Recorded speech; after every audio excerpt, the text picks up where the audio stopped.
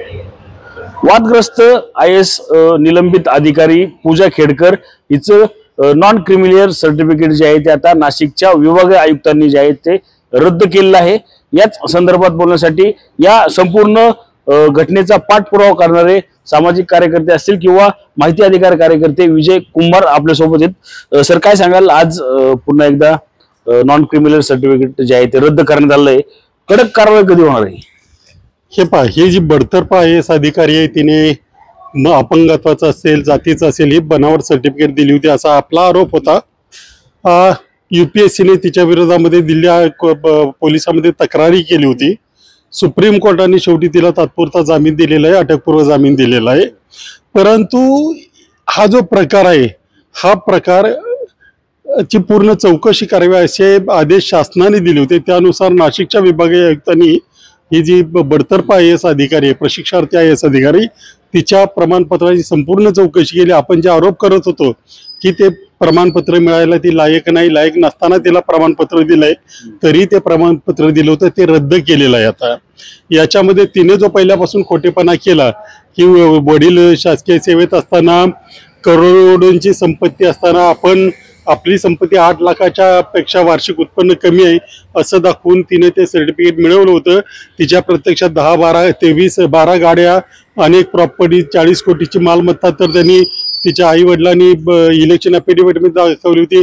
आपला डायव्होर्स असा झालाय असं दाखवून उत्पन्न कमी असल्याचा दाखवण्याचा प्रयत्न झाला होता। या सगळ्यावर आता पडदा पडलाय आणि अशा रीतीने जे कोणी बनावट सर्टिफिकेट घेऊन सेवेत येतील त्यांच्यासाठी हा धडा आहे, कारण तुम्ही सेवेत असताना कधीही तुमचं सर्टिफिकेट रद्द होऊ शकतं। पण इतके पुरावे तुमच्याकडून देण्यात आले किंवा अन्य लोकांकडून जे आहेत ते पुरावे देण्यात आले, कडक कारवाई कधी होणार? आता हे पाहिजे, हे प्रकरण आता सुप्रीम कोर्टामध्ये पेंडिंग आहे, आता पेंडिंग होतं। आता दिल्लीचे पोलीस आहेत ते तपास करून तिच्यावर केस दाखल करतील। आता ती काही सेवेत नाही, ती बडतर्फ झालेली आहे, परंतु आता ती केस दाखल करण्यात येईल। त्या केसचा निकाल लागल्यानंतर मग जे काही कोर्ट शिक्षा देईल ती शिक्षा होईल। त्याच्यामध्ये चाल ढकल वाटते कुठेतरी?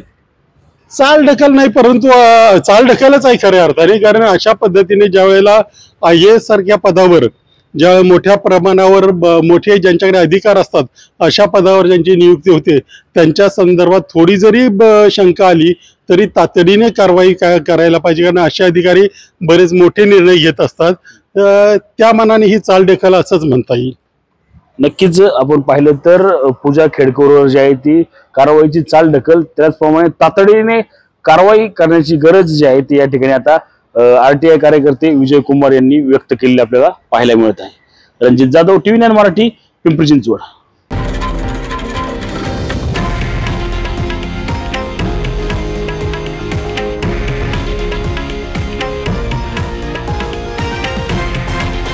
हे आहे देशातील नंबर 1 न्यूज नेटवर्क आणि आपण पाहत आहात TV9 मराठी, एकमेव।